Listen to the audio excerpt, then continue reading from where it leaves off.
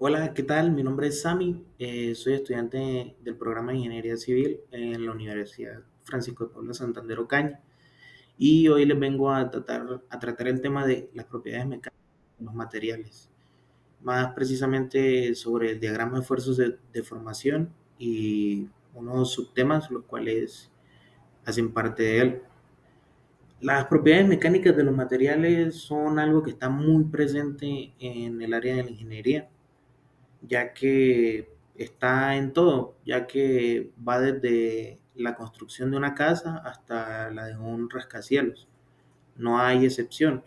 Todos estos materiales se implementan en, en estas edificaciones deben pasar primero por ciertos ensayos que vamos a tratar más adelante para analizar su comportamiento elástico y plástico. El diagrama de fuerza de formación tiene 5 puntos que voy a resaltar y voy a hablar más a profundidad a continuación. Aparte de ello, vamos a tratar los temas que pueden ver aquí a su derecha. Son por lo menos los ensayos que se practican en un laboratorio especializado, la máquina universal, la cual utilizamos para hacer cierto tipo de ensayos, la resistencia del material, la elasticidad, la ductilidad, la dureza, la tenacidad y la fragilidad. El diagrama de esfuerzo de formación es una representación gráfica que muestra cómo varía la deformación de un material al someterlo a una carga o esfuerzo. El esfuerzo, o también conocido como tensión, es la fuerza aplicada por unidad de área, mientras que la deformación es la variación relativa en la forma o el tamaño del material debido a esta carga que le aplicamos. ¿A qué me refiero con esto? Cuando se dice que por unidad de área, ¿a qué se refiere?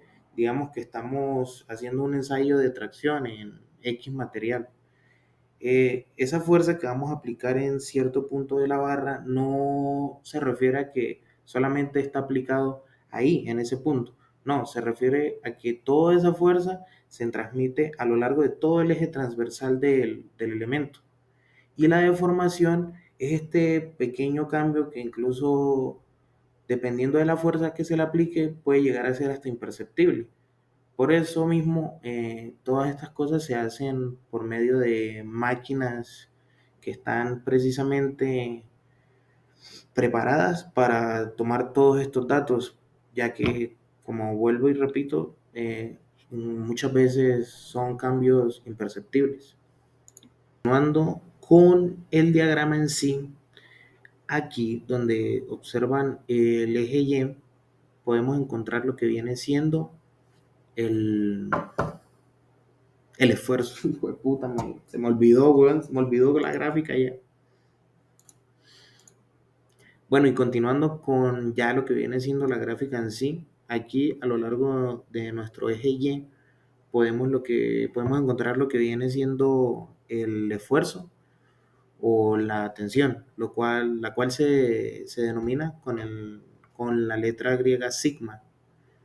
En nuestro eje X podemos encontrar lo que viene siendo la deformación del material, la cual se escribe con la letra griega epsilon. Lo que viene siendo el esfuerzo o la tensión se suele representar o expresar en unidades como vienen siendo los pascales o megapascales. Y la deformación es adimensional, o sea, no tiene dimensión. Siempre está en metro sobre metro, milímetro sobre milímetro, entonces no tiene unidad. Bueno, y ya entrando más en detalle de lo que viene siendo el diagrama, hacia el primer punto a tratar. Este punto se llama el límite de proporcionalidad. El límite de proporcionalidad tiene los siguientes aspectos. El primero viene siendo que obedece la ley de Hooke. ¿Qué quiere decir esto de que obedece la ley de Hooke? Se refiere a que el esfuerzo es directamente proporcional a la deformación. O sea que en este primer punto podemos notar que hay una línea recta, o sea, tiene un comportamiento lineal. Y esta pendiente que hallamos aquí, matemáticamente, ¿cómo se halla? Con la fórmula de y igual a mx, lo cual lo podemos traducir a la ley de Hooke, que quiere decir que sigma es igual a E por epsilon. O sea, que el esfuerzo es igual al módulo de elasticidad por la deformación. Este módulo de elasticidad también se conoce como módulo elástico, módulo de Young o, como ya mencioné, módulo de elasticidad. ¿Cómo podemos hallar estas cosas? El esfuerzo se puede hallar con la relación entre la fuerza sobre el área del elemento en sí. Y la deformación se halla con el delta de la longitud, que vendría siendo el alargamiento, sobre la longitud inicial del elemento. Bueno, y continuando con el diagrama, pasaremos hacia el segundo punto, el cual se llama límite elástico. El límite elástico es el esfuerzo máximo que el material puede soportar sin experimentar deformaciones permanentes.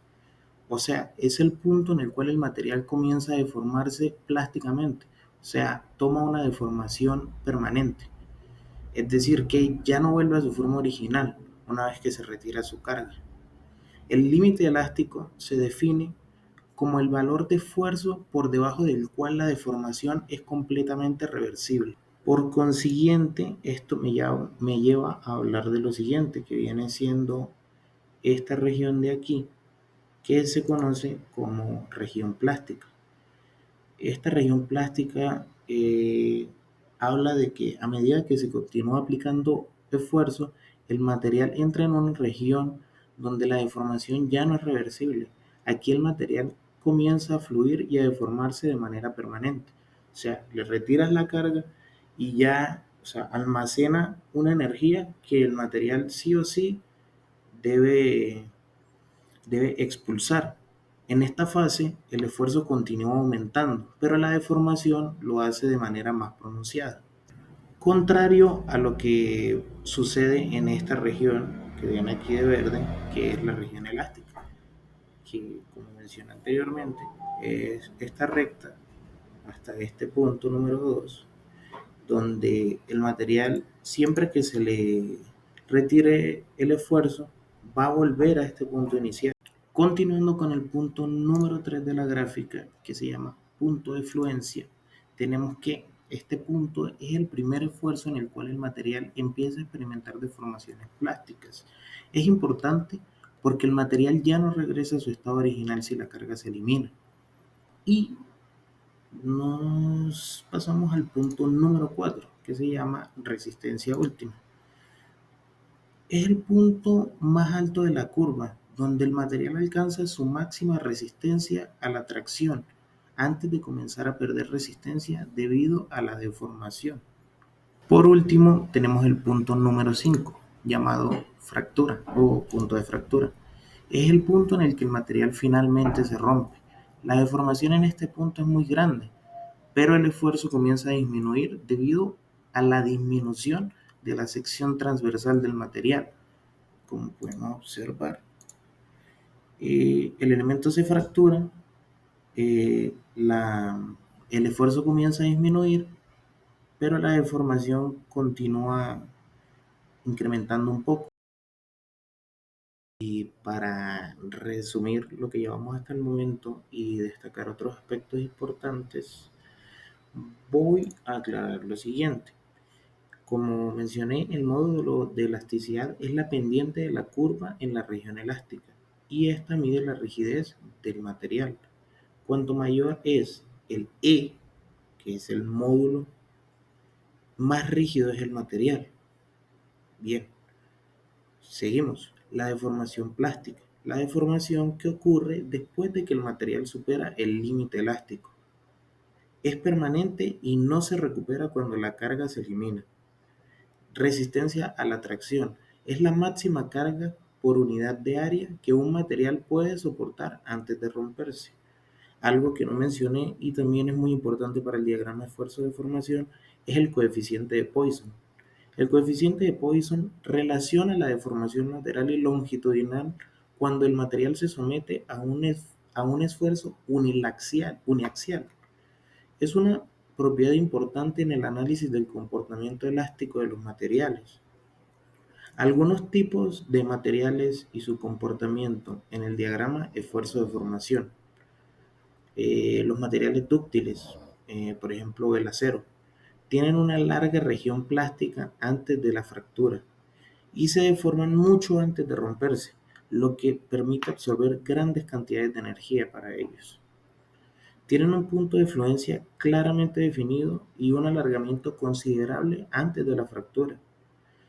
Los materiales frágiles, como lo son por ejemplo el cemento o el vidrio, no tienen una región plástica definida y se fracturan de manera casi inmediata después de alcanzar su resistencia última. Estos tienen un comportamiento más lineal en la parte elástica. Bueno, algunas aplicaciones prácticas de lo que hemos visto hasta el momento sería, por ejemplo, el diseño estructural, en el cual el diagrama esfuerzo de formación se utiliza para prever cómo los materiales reaccionarán ante diferentes cargas, lo que permite diseñar estructuras que soporten esas cargas de manera segura. Otro ejemplo sería el análisis de materiales, que se utiliza para caracterizar nuevos materiales, como en pruebas de tracción para conocer sus propiedades mecánicas.